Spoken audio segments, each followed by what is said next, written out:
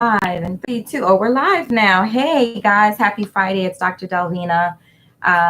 If if you can't join live, you'll see this later because this is always, I leave the live on the YouTube channel. I'm Dr. Delvena, psychiatrist in South Florida, and I discuss topics related to the brain and mental wellness, including sex and relationships.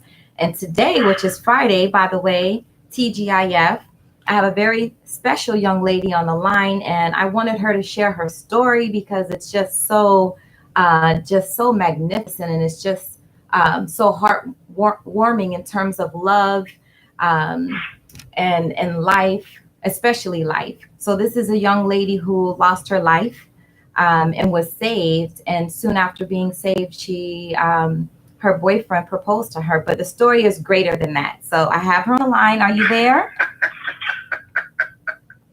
Oh, you're laughing. Why are you laughing? It is a great story. No, I'm sorry. Someone walked in, and I'm like, okay, hey, happy Friday, everyone. Hope all is well.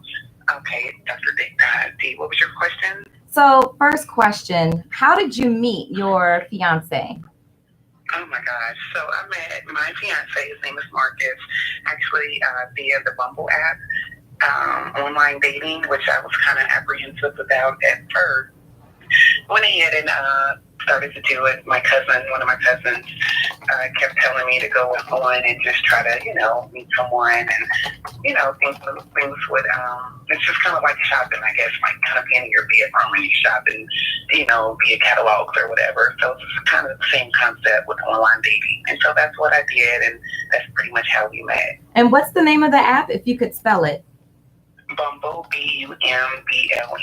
Okay, I thought it was Tinder, but it's Bumble. Are they similar? Is it a similar app for dating? Actually, yeah, it is. The owner of Tinder was actually dating the girl who was the creator of Bumble, and they had a bad breakup, and so she kind of took the concept and made it more for women, kind of let women kind of do more of the driving. So it's like you have a connection, and then you really can't start there's no type of conversation unless the woman hits you up first or starts a conversation with you, and then only then the man can respond. So I liked it because of that, because you don't have like all these dudes in your inbox for no apparent reason. If they're in your inbox, it's because you basically put them there. Oh, I see. Okay. So Bumble seems to be, you said it's more female friendly, basically. Yeah. Okay. So explain that again. So if you select the guys that you want in your inbox as opposed to just random guys being in your inbox?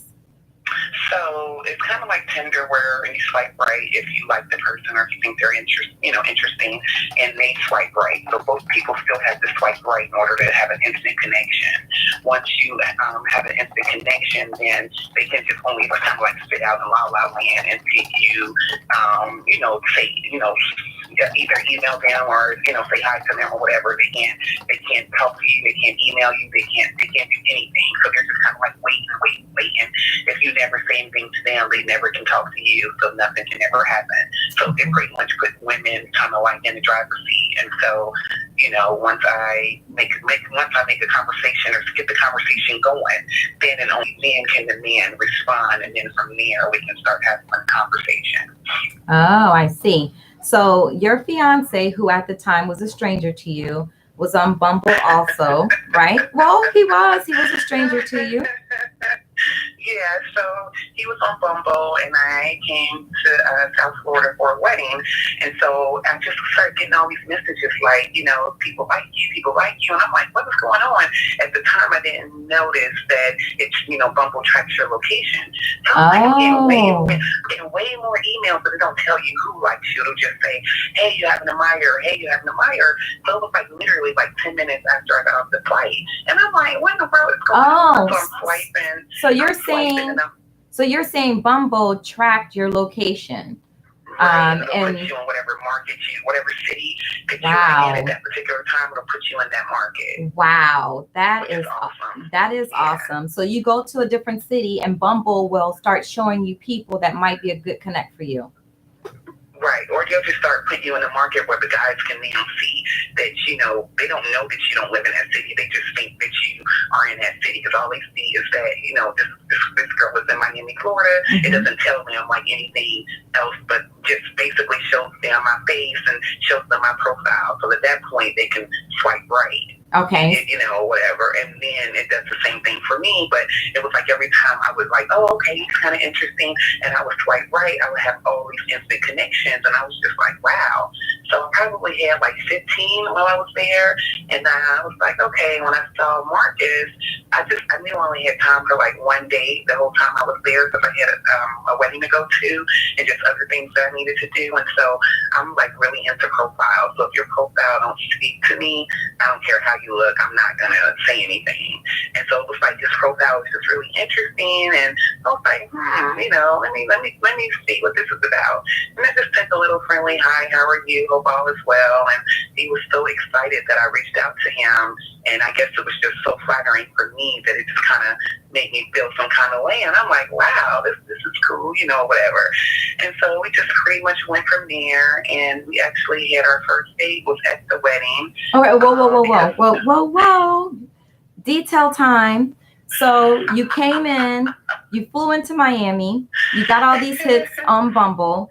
Your now fiance at the time was a stranger, was one of the hits that came up on Bumble. You selected him out of a list of like 15 guys.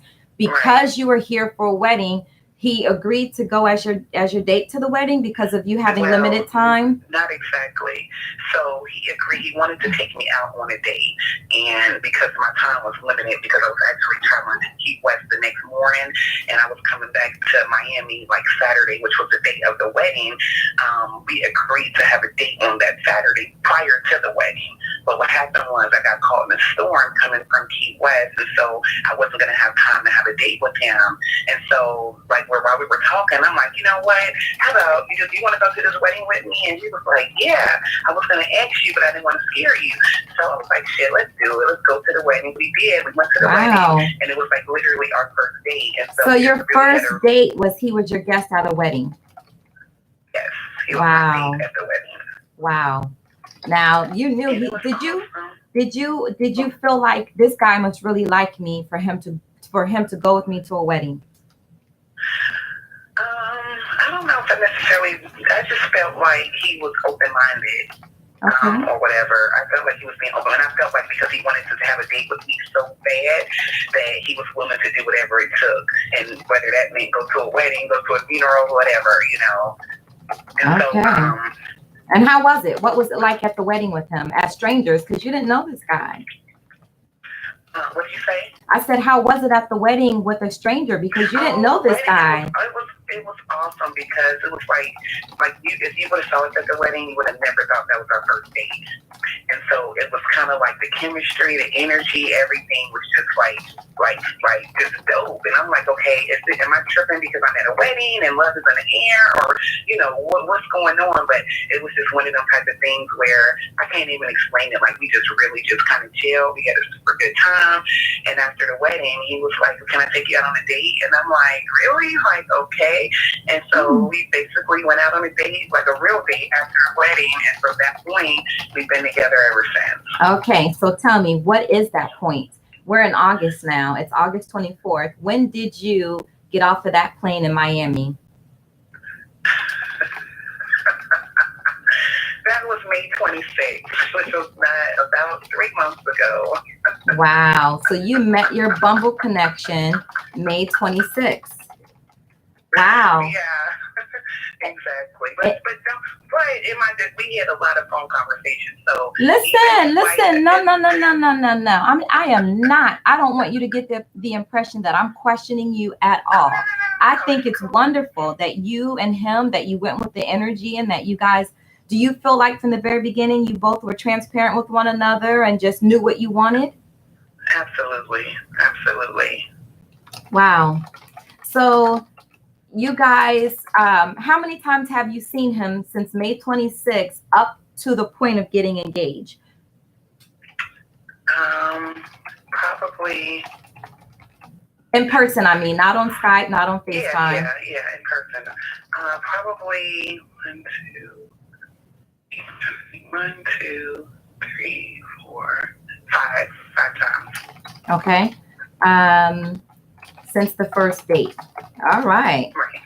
Okay. Like 5 times. And what were your conversations about? Did you guys talk about getting married? Did you talk about being together for the rest of your lives? And Well, actually, at the wedding, he mentioned to me, like, when the young lady was walking down the aisle, and he just kind of, like, 'cause we were, like, holding hands. I mean, we were doing, like, a lot of things that, people don't usually do. You were holding hands? So we were actually holding hands at the wedding. He took my hand. Wow. And he was like, that's going to be you one day. And he was like, you're going to be my wife, and you're going to walk down that aisle. And I'm like, whoa. Oh, my God. So I kind of looked at him. Of course, I didn't want to get too excited because you don't know whether or not at this point somebody's just trying to game you or, what's well, really going on. And that's my next question. Did you feel like he was trying to get them draws? I don't really. Not necessarily. Mm-hmm. Not necessarily. I mean, I think it's going to do whatever they can do, but at the end of the night, he's very respectful. He wasn't really trying to, he wasn't really trying to do all of that. So I knew it was a little bit more deeper than just him just trying to get in my hands, or whatever. Yeah, but it was just like, I mean, sometimes they say when you know, and I just think it was one of them kind of instances. Okay. So the 5 times that you saw him between May 26th and up to or before the engagement, when did you have sex or make love? Which date? Have you tried it out? Have you tried them out yet? Oh, yes, I definitely. Okay. Yes, I gotta know what I'm getting myself into. I would say the 3rd time. Okay. We were engaged still. I would say the 3rd time. Okay. So we met. Well, on May 26th. I would say the next time was we were in Orlando. Then the 3rd. So the 3rd, I guess, would be the 3rd date, the 3rd weekend together or whatever. Yeah.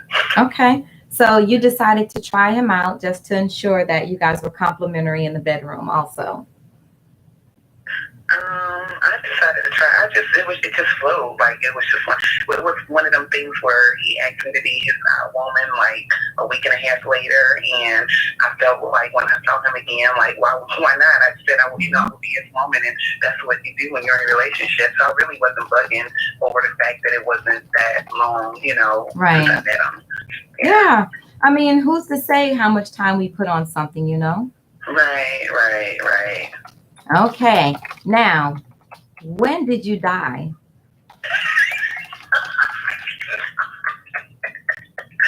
When did I die? Oh my God, these interview questions. Oh, okay. So, July 21st.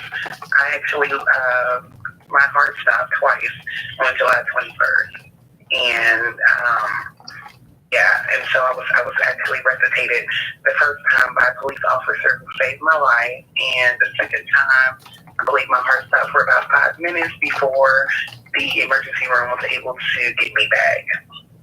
Wow. What happened? Where were you? I was at this event for actually a church event, and I have shellfish allergies, and so I didn't realize at the time that they had stuck blue crab meat in the chicken, and so I ate a couple of bites, not knowing, and literally collapsed, went into respiratory failure, and then cardiac arrest. Wow. My. So I think that scared him. I think all along he knew that he wanted me to be his wife. He actually bought the ring July the 1st, which I didn't know. So we met May 26th. Wait, he bought the ring July 21st, the same day you died? No, he bought the ring. Okay, wait, let me get this right. He brought we had our first date May 26th. He bought the ring July the 1st. Gotcha. Way before, I actually before my wife was lost and I came back. So he bought the ring July the 1st, which I did not know about. And I actually had the accident July 21st, so 20 days later. But he bought the ring with the intention to propose to me around Christmas time or whatever. So when I had the accident, and everything, that just kind of scared him so bad, I think he just said, the hell with this, let me just go ahead and propose to her now, which was on my birthday, which was August the 17th. Wow. What a story. Yeah, so literally died July 21st. And then when my birthday was August 17th, and then he proposed to me on my birthday. So it was pretty cool. But I don't think had the accident not happened, I think we would still be, getting towards that point. It just would have been later on, being that he already, of course, bought the ring. So he knew he wanted to definitely propose to me. But he kept asking me, like, he just kept making Christmas, like, how many days can you get off? And it was making a really big deal out of Christmas. So I was thinking, okay, maybe he's going to propose to me around Christmas time. But he just did it a little sooner, being, what took place a couple of weeks prior. So you live out of town and he lives here because you said you flew in to see him. What are your plans? Who's moving where? Or will it be a long distance marriage? Absolutely not. He's actually moving to Atlanta next summer. Okay. So and we plan to get married like at the end of next year. Okay. So he's moving for you. Mm-hmm. He's moving next summer or next summer. Oh, okay. So yeah, sometime in June. Well, congrats to you. Congrats on the relationship and going with the flow. Thank you. Thank you. God is definitely good. Yes. Timing is everything. Everything. And what God blesses, you know what they say. It sounds like he gave you guys the blessings from the beginning. Yeah, isn't that so nice and just wonderful? And just, he always tell me he's going to give me double for my trouble. It looks like more like triple. Wow. So I just have one last question for you. What happened when you died? Do you remember anything? Everybody asks me that. Actually, no. Actually, it's just like, I remember up until the point, I remember like my organs shutting down. I remember losing blood pressure. I remember, something crazy happening and knowing that this was not good. Do you remember feeling short of breath? Do you remember gasping? Yeah, I remember gasping. I remember, trying to catch my breath. I remember all of that. I just didn't realize at the time that I was actually going to take an anaphylactic shock.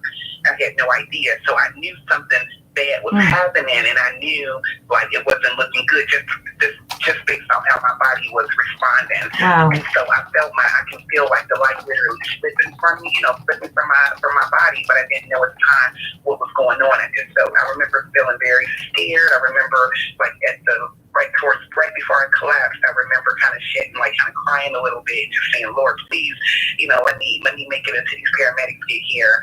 And then I remember bracing myself up on this wall because there was no seats around. Wow. And as soon as I braced myself up, like I knew something was coming, but whatever. And as soon as I literally braced myself on the wall is when I collapsed. And at that point, I don't remember anything but total blackness until maybe a day and a half later when I woke up in ICU. So wait. Did you tell someone next to you, listen, something's not right, I need help? And they called 911? Did you call 911? So literally right after I took the second bite, after I took the second bite of food, I started kind of coughing and stuff. And so I'm asthmatic, so I thought that I was having an asthma attack. And once I started spraying my inhaler and that wasn't working, I hurried up and ran to the bathroom. And so when I went to the restroom, I'm sweating like crazy. So a lady came in and she like, are you okay? And I'm like, no, I think I'm having a severe asthma attack. And so she started, I'm at a church event, like, church folks, she went to, touching me and praying. And so I looked at her and I'm like, listen, I need to call 911. Say that again. She started touching you and praying. She started praying because, church people, all they do, they want to pray for you. And at this point, I knew I needed 911. I was like, we could pray later, but I'm going to need you to call 911. So because I told her so soon to call, I literally collapsed 2 minutes later. And so when I collapsed, the police was already en route. And so he was literally there pumping my heart within like 30 seconds. Now, had I not told her to call, and I probably waited, and then I would have collapsed. And then it was like, oh my God, Casey, what's going on? And then somebody would have called. I do believe it would have been too late. You know what I mean? Because I would have lost like a couple of minutes. And by the time the cops would have got to me, it probably, I don't know, I'm just saying, based off of the information the doctors gave me, me telling her to call when I told her to call before I collapsed, knowing something was wrong. And then the police officer pumping my heart for 20 minutes is what saved my life. Oh my God. I can't believe this lady started praying for you instead of calling 911. Well, he didn't know because I just said I'm having a severe, asthma attack. So she was just like, "Oh Lord Jesus," and just went straight into prayer mode. And so then that's like I looked at her and I'm like, "I need you to call 911. Let's pray later, whatever." But that's just what church people do. They just pray. She didn't realize it was severe as it was. Wow. Okay. So you braced yourself, and then all you remember is darkness. Yeah, I remember darkness which lets me know that I don't think it's just an easy transition because the doctors literally said that I was dead, and so because I don't remember anything, there was no pain after I collapsed. I just feel like it's so when you go into that transition, it's just a complete darkness, and you don't really feel pain. Wow. So, I used to always wonder, and I have all these questions about death, and now it just doesn't really scare me anymore because once your body, shuts down, I mean, I'm not sure what happens after that, but if they said that I was dead for, all these minutes, and I just don't have any recollection, I just remember darkness. I don't remember nobody screaming. I don't remember the people, the police officer pumping my, chest, breaking my rib. I don't remember any of that until, a day and a half later was when I woke up in the ICU. When I woke up, I knew exactly what happened. And I'm like, I remember what happened leading up to that point. I just didn't know, what's going on now? I was kind of confused because I remember right before I collapsed, but then, your mind that's the last thing I remember. And so when I woke up, I was just like, where am I at? What's going on? You know what I mean? Kind of like that. Wow. Oh my gosh. Thank God that you lived to tell your story. Yes, thank you, Lord. It's pretty amazing. So yeah, it's been a great ordeal. Me and the police officer, we're still we've been friends. We decided that we have a forever connection. He actually took me to lunch a couple of days ago, and just really a nice, genuine, humble man. And it's actually the story. The reason why I was on the news was because, of course, he's black. I'm black. He's white. The town where this precinct is known to be a really racist town, and literally the KKK still have their meetings there, there every Sunday. So why it was such a big mix that played into this cop, this white man saved this black woman, and then not only did he not only save me, but he actually prayed as he was saving me because he's Christian, and then he came to the hospital 40 minutes later just to make sure to see what was going on with me. So from the time he got the call, he was in action, and he's never stopped. He calls me every other day, or texts me or something just to see how I'm doing. So it was just more of a just human nature opposed to I'm just doing my job. He went above and beyond the call of duty, and for that I am forever grateful. God really, he sent you a guardian angel that day. Yes, he did, definitely, and I am so thankful. Sometimes people question whether or not we have an indication that our last day is here, our last day on earth. So I'm curious to know, when you woke up that morning, if anything was different about your morning, about your slumber, about your day, was it just business as usual when you awakened and you planned to go to that church event? Business as usual, and it was kind of strange because, it's I was off seeing my pretty gown, and, you have no idea that you're literally going to have the gown cut off of you, and you're going to, you just don't think about that stuff. It's literally 1 minute you're fine, and the next day you're dead on the floor. So that's just how it happened. Yeah. So I can't remember thinking anything differently. I didn't feel different. I remember talking to Marcus before, and I'm really, I don't really go to this thing. He was well, just, you're already paid for it. Just go and have a good time. And I was halfway there, and I'm okay, I'll call you as soon as I'm leaving. And it was strange because I never called him. And so he's the one that actually called my phone and was able to get, talk to somebody from the church, and he was the one who called my mom because they couldn't get in my phone because my phone was locked. So had he not called me, I don't even know. My mom wouldn't have made it to the hospital. She made it to the hospital 45 minutes later because he called her and let her know what was going on. So it's just the way the whole thing played out is just really crazy. But it's just one of them things, people were placed, and just being in that moment at that time, the police officer said that sometimes God uses people, and he said he felt like from the moment he got the call, like he just knew something. He just had to get there. And he was like, usually I don't drive no more than 45 miles per hour, but you said when I got this call, I was doing like 75 when he knows he should be doing 75. So it was just like really just the whole story is just unique, and it's just like, wow, it's just mind blowing. Yeah, I'm speechless. That's amazing.